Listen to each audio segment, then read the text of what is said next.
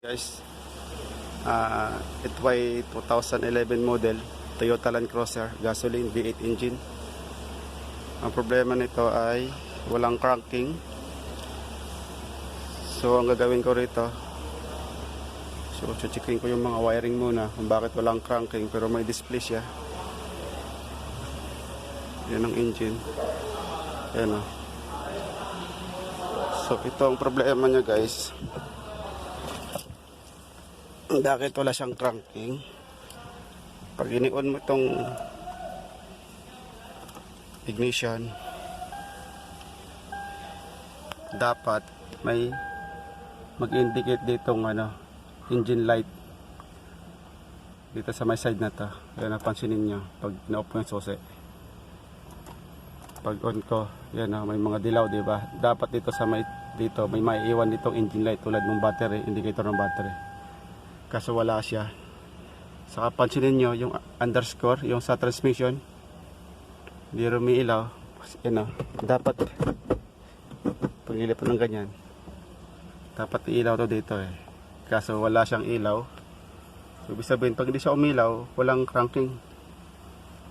Kasi nung dumating to dito, ang problema nito ay hindi lumalabas tong display.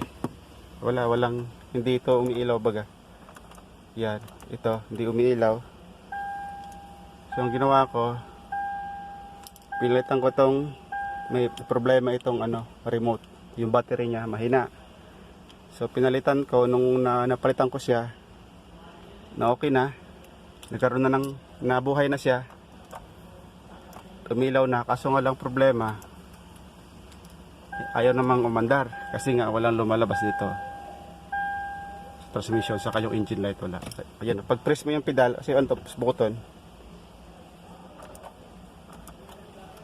pag press mo dapat dito ng pedal, andar siya, mag-attempt siya ng andar, kaso wala. Kasi magkukulay green to dapat yung ilaw na to pula na yan, dapat mag-green, pa ng green, pwede mo na pindutin, na andar na siya.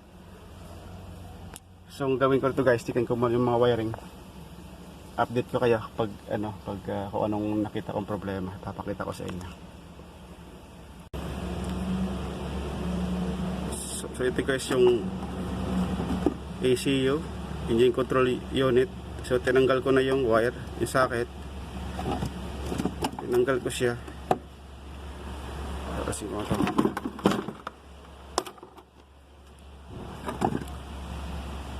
Tinanggal ko siya. Checkin ko muna itong wire, yung mga pin. Kasi itong wire na to, napapansin ko, to yun ipapunta doon sa fuse box.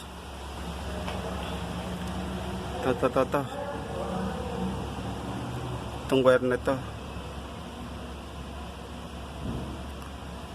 ibig sabihin, checking ko to kung may supply papunta doon sa SAM, sa ECU. Tignan ko siya. Ito lang naman yung supply malamang, kasi yan ang galing yung sa yan ang galing sa fuse box, yung wire papunta dito.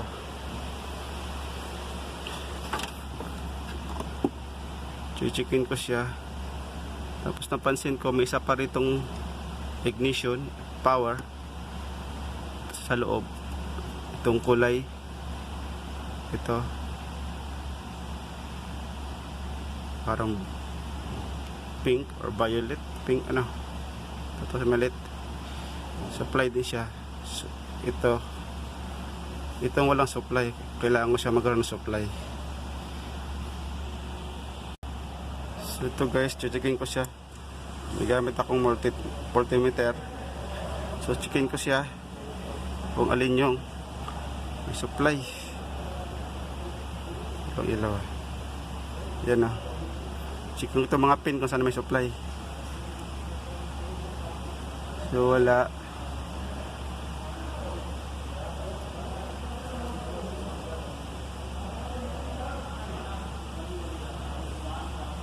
So para sure ball, checkin ko yung galing doon sa fuse box. Sundan ko itong wire. To. So ibig sabihin, kung ilan siya, 1, 2, 3, 4, 5, pang-apat na pin ang butas. So ito siya, 1, 2, 3, 4. So ito siya. So wala siyang supply. Dapat magkaroon siya ng supply 12 volts. Pero yung isa napansin ko, so yung kulay open, langaning pink. Pag natin pink na yun, sana yun? O ito,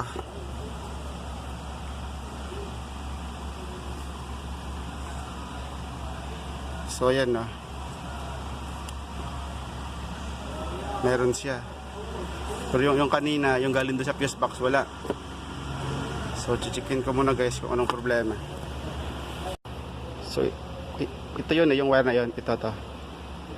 Ito yun, yung kanina papunta doon. Ito siya. So tanggalin ko muna ito guys, itong buo na to, integrated relay, integrated or integration. Pausan natin, tinanan. Tapos ko muna. So ito guys, nabunt ko siya. Kaso may X, baka na-check na siguro to sa iba. Sabihin, ito siguro sira kasi may X. Kasi di na to dito, galing sa ibang location, walang cranking, walang display. So ang pangalan pala nito ay yan o, relay integration. Ito pangalan niya. So checkin ko ito guys, pero nabuksan na rin nila eh. So tanggalin ko ito, linisan ko siya, hanginan ko na lang. So bubuksan ko ito. So nabuksan ko guys, itong laman niya, mga circuit relay ang laman niya. So subukan ko itong hanginan.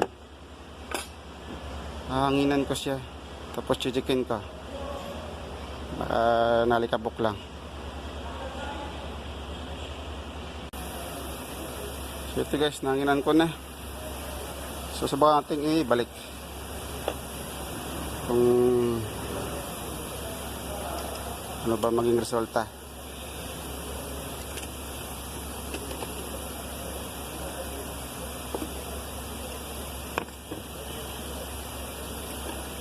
Kung okay ba. Ito siya.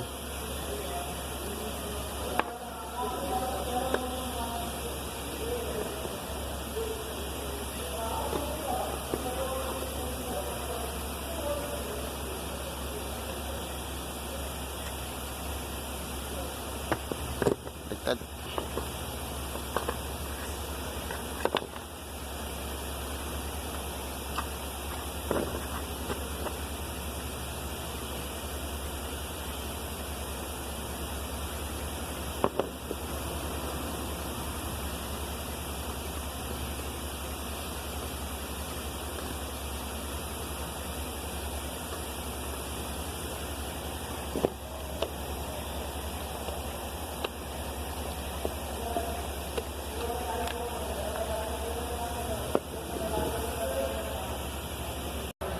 So ito, babalik ko siya rito. Nakasakit lang naman, babalik ko siya. Testing lang ito guys kung ito ngayon problema. Kasi wala akong scanner eh. So bali manual na lang muna ang pag-check nito.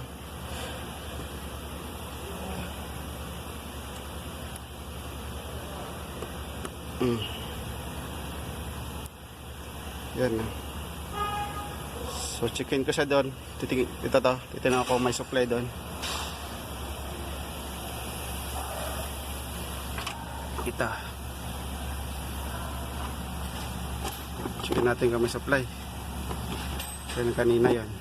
Pang-apat.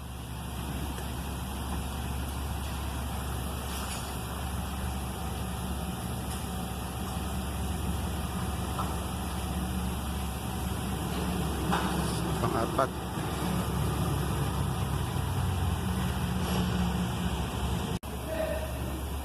So ayan, may supply na siya.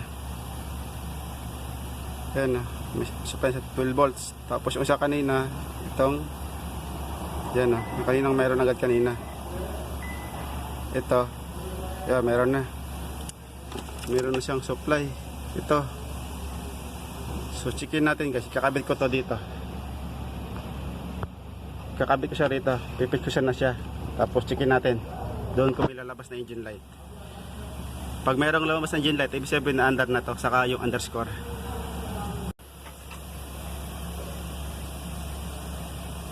So yan guys, kinabit ko na. So checkin natin. So, kinabit ko na tong intake air cleaner. So ito guys, checkin natin. Press natin tong button. Pause button to eh. Check natin kung may engine light.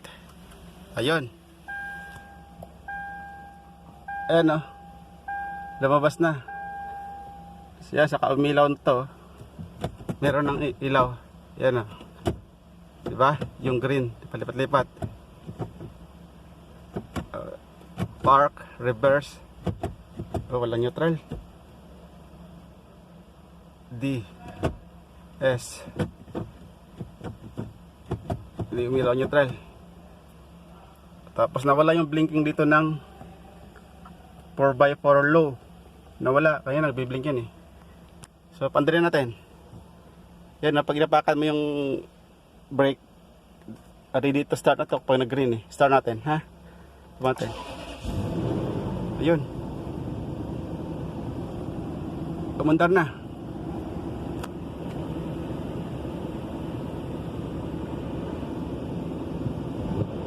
So guys, kumandar na. So ayan, kumandar na guys.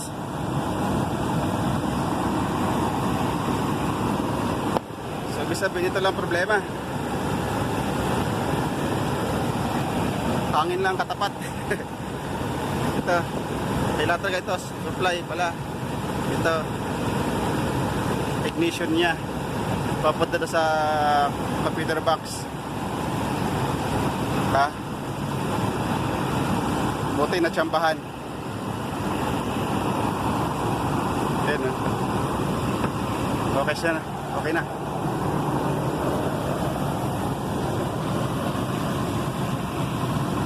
Nakasave ng 4,000. 4,000 tong ECM eh. ECM or ECU. 4,000 real. Ang brand new, bago. Yun ang problema. Yun ang wire lang ang problema. Ignition. Okay na. So dito ako rin sa loob guys. Try nating reverse. Okay. Drive. Okay. Umusad na siya. Pat walang neutral. Ano yun? Pundi ilaw. Pero okay na siya. At least umandar na. Okay guys, don't forget to subscribe. Click the bell button for notification. Share, like, and comment.